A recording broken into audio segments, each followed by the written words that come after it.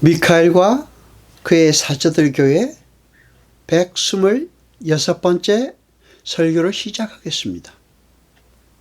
요한복음 4장 20절로 24절까지 보겠습니다. 우리 조상들은 이 산에서 예배를 하였는데 당신들의 말한 예배할 곳이 예루살렘에 있다 하더이다. 예수께서 가라사대 여자여 내 말을 믿으라.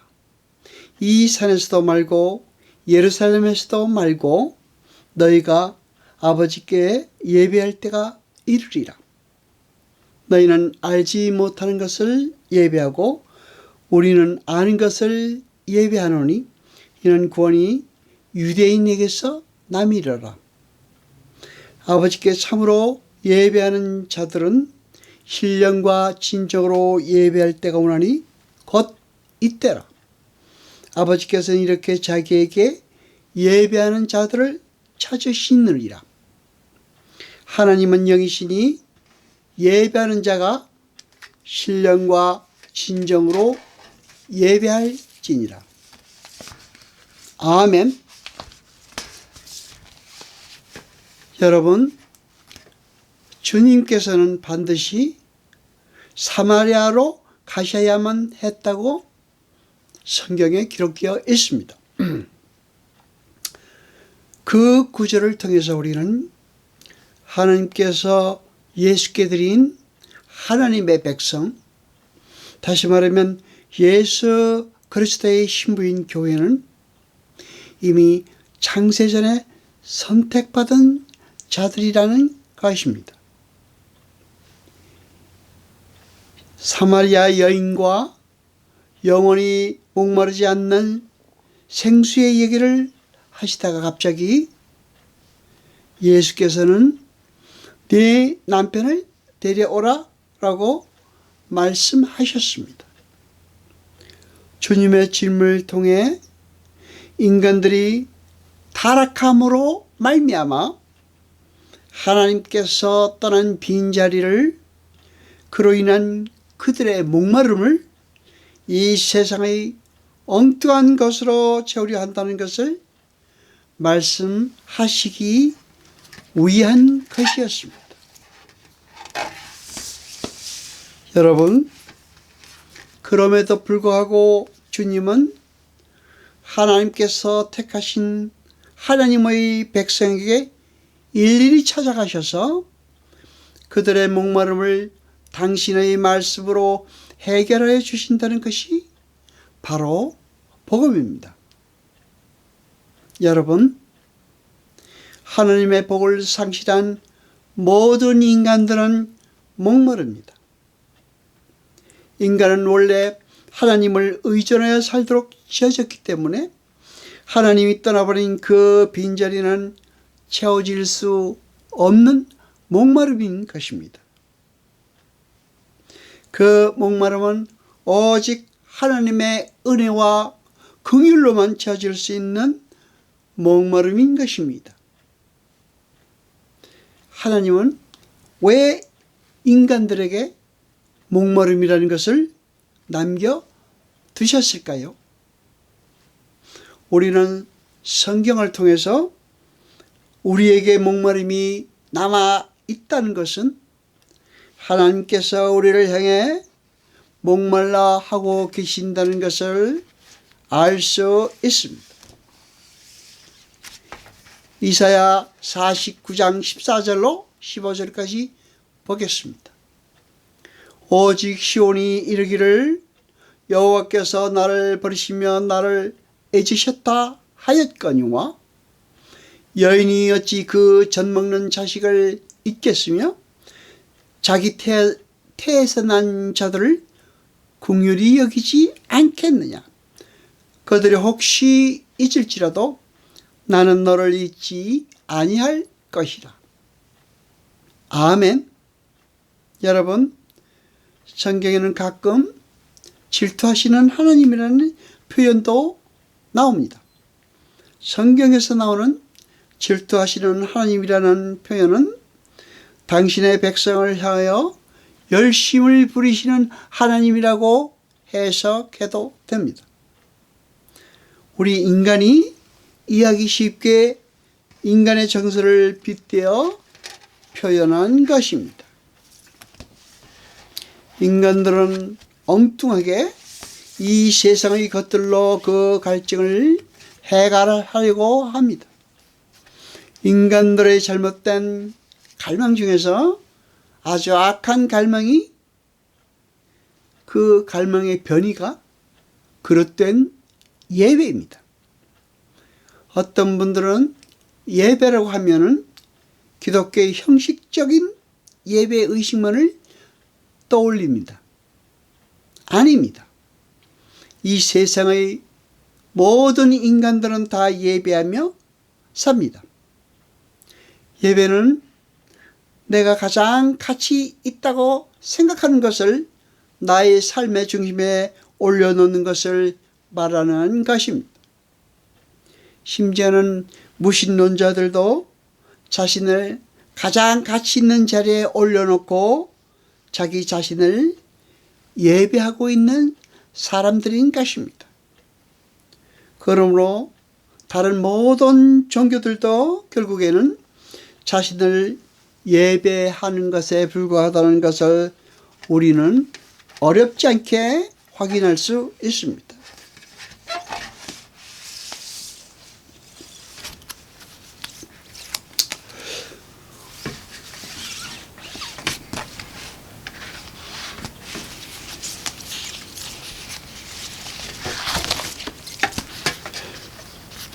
인간이 만들어 놓은 이 세상의 모든 종교들은 전부 자기 자신의 유익을 위해 어떤 힘있는 존재의 도움을 청하기 위한 수단으로 만들어 놓은 것이기 때문에 결국 그들이 섬기는 것은 자기 자신인 것입니다. 타락한 인간들은 각기 다른 신의 이름을 부르며 각기 다른 예배의 형식을 통해 그들의 신에게 예배를 하지만 결국 그들의 공통된 목적은 자신의 목마름을 해결하기 위한 자기 유익인 것입니다. 모든 인간들의 목마름은 그렇게 여러 모양의 예배로 나타나게 되는 것입니다. 여러분, 우상이라는 것이 무엇입니까? 우상이라는 것은 자기를 위하여 만들어낸 모든 것을 우상이라고 하는 것입니다. 모든 인간은 자신의 욕망과 욕심을 위해 무엇인가에게 끊임없이 예배하고 있습니다.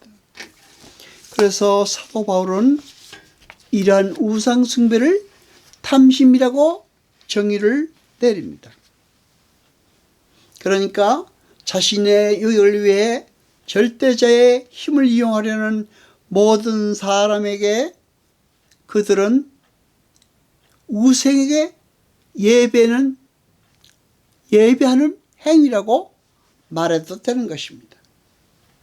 원래 우리 인간들은 하나님을 가장 가치 있는 자리에 올려드리고 그분께 전적으로 순종하며 의뢰하며 그분의 영광을 드러내고 그분께 찬양하는 자로, 즉 예배하는 자로 지어진 것입니다.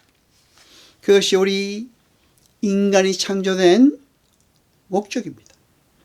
하나님은 그 올바른 예배의 자리로 당신의 백성들을 이끄시기 위해서 인간의 타락을 허락하시고 그들에게 타락한 자들의 삶이 얼마나 고통스러운 것인가를 겪게 하시고 그들을 은혜로 구원해 내시는 역사라는 것을 허락하신 것입니다. 하나님은 그분의 백성들에게 그러한 경험을 하게 하심으로 그들이 진정한 예배자의 자리로 이끄시는 것입니다. 하나님을 떠난 인간들은 행복할 수 있는 방법만 안다면 자신들의 힘으로 할 수 있을 것이라고 생각했습니다. 그래서 감히 하나님 앞에서 우리에게 이 세상을 사는 방법을 제시해 주면 우리가 한번 해보겠다고 대든 것입니다. 그때 하나님은 율법을 주십니다. 그러나 율법은 인간들을 구원하기는커녕 그들의 죄인됨을 드러내고 말았습니다. 하나님은 가인과 아벨의 얘기를 통해서 예배에 대하여 정의하고 계십니다. 창세기 3장 말미에서 하나님은 아담에게 흙을 경작하도록 명령하고 계십니다.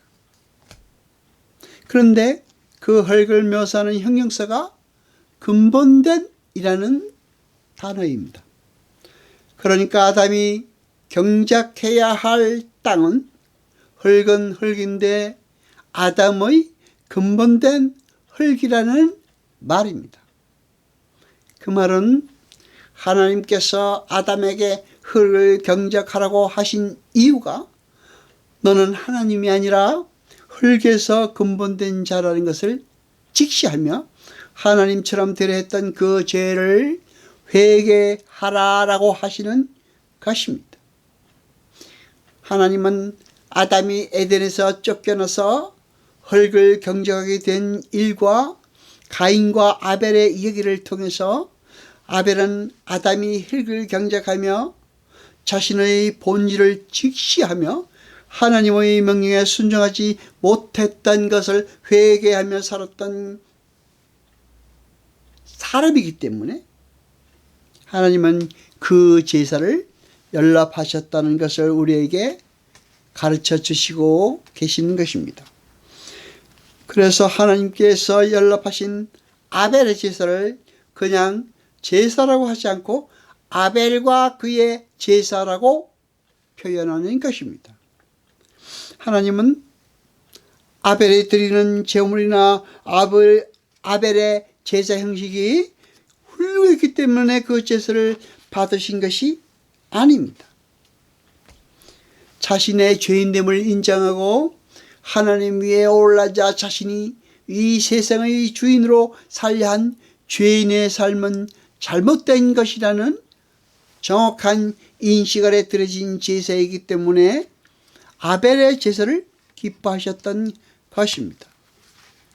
다른 말로 아벨의 제사는 하나님을 하나님으로 인정하고 인간은 그 절대 상위의 존재 아래서 그분을 찬양하고 그분의 영광을 드러내며 그분을 즐기는 참 예배였던 것이고, 가인의 제사는 형식과 제물은 동일하게 드렸지만 자기의 의를 드러내고 자신의 유익을 목적으로 했던 가짜 예배였던 것입니다.